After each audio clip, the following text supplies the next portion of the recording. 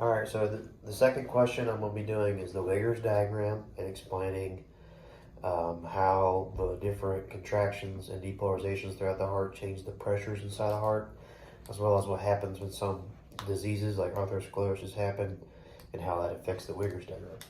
So right here is the Wigger's diagram. Basically what this is just a graph of the different things that are happening inside your heart where it comes to like depolarization, contraction, and the pressure changes that happen inside the atrium and the ventricles. So this bottom line, I'm going to go from line to line to help to at least tell you what they are, and then I'll help correlate them together. The bottom line is the EKG. So this is just the tracking of the depolarizations throughout your heart. Then you have 4 waves technically, or 3 waves, but they all have a bunch of letters. The first wave is the P wave, which is the depolarization of your atrium. Then you have the QRS complex, which is the depolarization of the ventricles as well as the repolarization of your atrium. Then you have the T wave, which is your repolarization of the ventricles. And like I said before, this is just tracking the depolarization throughout your heart, not tracking the contraction. This next line up here, this green line, is your left ventricle volume. So what this is doing is tracking the amount of volume of blood throughout your left ventricle during the whole contraction process. And these next couple lines up here are your pressure changes throughout your heart. So this solid red line, I ran out of colors, my bad, but the solid red line is your pressure changes throughout the atrium. And then this dotted red line is your pressure changes throughout the ventricle, the left ventricle. And then this blue line is your pressure changes at the aorta, so the aortic valve. So let's just go over depolarization and contraction and how it affects pressure.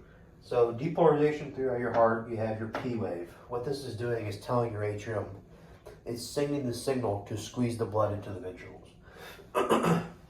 So along with your P wave, you see an increase in the atrium pressure, which is this A wave right here. So this is just saying that the contraction is happening from the depolarization of the EKG to squeeze the 30% of blood back into your ventricles to allow the blood to get to your body. So moving on with the depolarization throughout your heart, you then get to the QRS complex.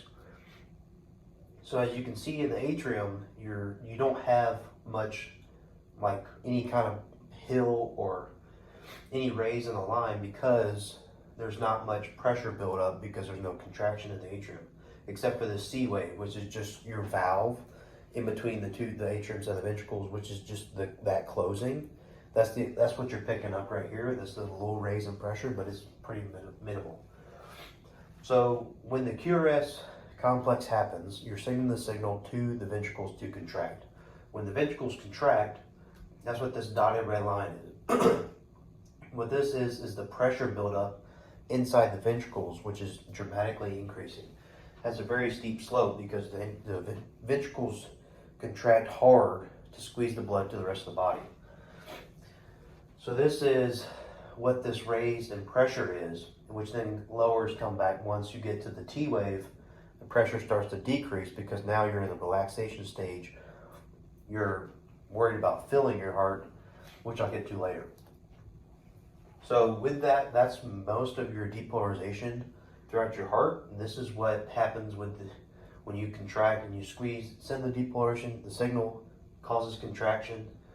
This is what the pressure changes in the heart show right here on this line. So what the green line is showing is the left ventricle volume, the blood that's in the body. And this is pretty important because this leads to a lot of other issues or like a lot of other diseases we can pick up and explain on this line. But it also just shows you how much blood you're getting to your heart. So as you can see, right here we have a raise. This is your passive filling stage. It's also right here, but I'll put little arrows on it. What this is your heart your atrium allows like 70% of your blood to passively flow through the valves into the ventricles. And that's what we're seeing right here. It's just a gradual increase excuse me, of volume into the ventricles from the passive filling. So when it plateaus during the contraction, because you don't want all your blood to immediately shoot out when you contract, because you want to build pressure. Once it contracts and it overpowers the aortic valve pressure, that's when you see your drop in volume. So this big slope right here is all the blood exiting your left ventricle. And depending on pressure changes, this slope of this line can be changed, and the amount of blood that you're pushing out for a certain amount of time can also be affected. Once we get to the end of this, end of the pressure changes, end of the contraction of the ventricles, now we're on the repolarization of the ventricles. So we're trying to preload and we're filling up the ventricles ready for the next cycle. One thing I didn't draw is like this is just one heartbeat. So just then you'd have multiple of these stacked up. So once you get on past this line, you're then going to build up, and then go through the same process again. So one main common issue is this blue line is the aortic back pressure. So at the aorta, there's an aortic valve, and this is also known as your blood pressure, which we're commonly known. But this is just the afterload pressure of the blood coming from the left ventricle pushing on the aorta. So in order for blood to get to the body, it has to overpass the aortic valve and the pressure that's built up from the blood, being shot out.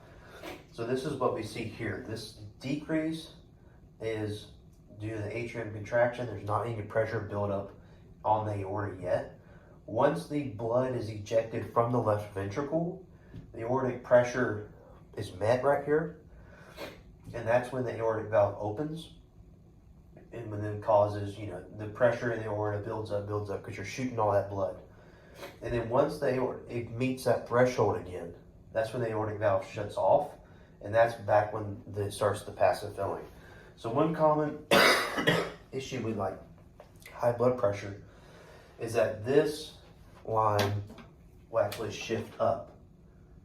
So you will have an increase in pressure that's required to pass through the aortic valve, which will increase the lung volume pressure, or the left ventricle volume pressure, which is what causes high blood pressure.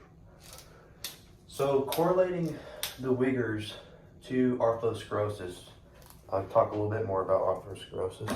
So I'm going to draw it. I hope y'all can see this. So you have your vein or artery. So this is your lumen. This is where your blood is going. And what atherosclerosis is just a buildup of plaque that blocks the blood flow through the vein or artery. So this happens, butterfingers. This happens from small dense LDL, which then fall through the membrane or the artery or vein, and then get oxidized through inflammation, which just allows the small dense LDL to fall through the fatty acid barrier, I guess you would say. And this is then ate by macrophage, which then turn into foam cells. In a foam cell, they build up and build up and build up and build up, which causes the plaque-like substance and then causes the blockage. So what this does is you have your normal blood flow coming in like this. And with the blockage, it squeezes the diameter of the artery or vein and causes an increase in blood pressure, but you're also decreasing the amount of blood you get on from the other side. So with atherosclerosis, you'll see an increase in this lung volume, or not lung volume, I don't know why I keep saying that, left ventricle pressure, because you're having this buildup from atherosclerosis. You're having a high blood pressure, so you're having to push more out. But you also see a decrease in the amount of volume return you get back from to the heart. So there's multiple different treatments you can do for atherosclerosis, and there's also some drugs you can take. First, I'll just talk about the drugs. There's two common drugs that are pretty much used for atherosclerosis. One is any kind of drug in a statin, which is just basically it's a fat reducer. Like it decreases your LDL that flows in your blood. So without the LDL, you don't form the foam cells, you don't form the plaque, you don't form the blockage. But there's side effects to that because it basically decreases all your fat in your blood, and fat, as we know, is important in our life, and without fat we die. So it's good and bad. The next one is any kind of blood thinner. So like one common thing is like aspirin or anything like that, where it decreases the amount of viscosity in your blood, allowing it to flow better through the blockage, decreasing your blood pressure. But it also in turn kind of increases your blood volume because it's thinner, so it's a little bit debatable. Another thing besides drugs is actual treatment. There's three main ones. The first one's called an angioplasty, which is where they use a catheter and they blow up a big balloon-like thing on the end of the catheter. And what this does is it physically pushes down the plaque and the blockage, as well as stretches out your vein or artery, allowing more blood flow to get through. Problem with this is that it doesn't, the body's always adapting. So this is probably your least likely to be sustained, like it doesn't last very long. But it's also often used for like pre-surgery, so like other treatment styles to give you a little bit more time before you have to actually have the bad surgery, which I'll get to. The next one is called a stent, which is basically, think of like a wired fence or like a chain link fence, how it has like the diamond shapes and it's all linked together. What this does is it comes in here and then it's all coiled up, and then once it gets to the blockage, it uncoils and basically forms like a wired fence around the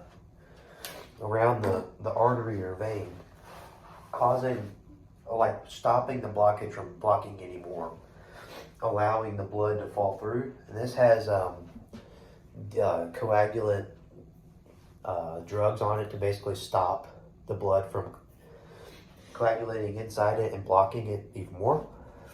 The next one, which is the most invasive, but it's probably the most successful, is called a bypass surgery. So what you do is you go in, you get open heart surgery, basically cut your chest open, pull it apart. They physically take a vein or artery out of your leg, they pull it out, and what they do is they sew it onto your existing vein or artery and actually create almost like a detour in a road, a detour for the blood to go up in here and around the blockage. Like I said before, it's the most invasive because you do have to go through open heart surgery and it requires some recovery time. But it's very successful once it's done right, and once it's done, most of the time you don't see it happen more and more and more. Whereas the rest of them is it's eventually going to fail, obviously. But what this does to all these bypass surgeries are basically just to decrease their increase in blood pressure, because chronically increase in blood pressure leads to heart failure, leads to myocardial infarction. So we don't want chronic high blood pressure. And with these people that have atherosclerosis, they're going to have chronic high blood pressure if they don't get it fixed. So all these treatments and drugs are basically to prevent this from happening, prevent the pressure in their ventricles and their aorta to build so much that they either blow their aortic valve or blow their aorta, or have myocardial infarction because there's not a lot of blood getting back to the heart. But yeah, this is an explanation of the Wiggers correlating contraction, depolarization to the pressure changes in our heart, and atherosclerosis, how it affects that, and the different treatments.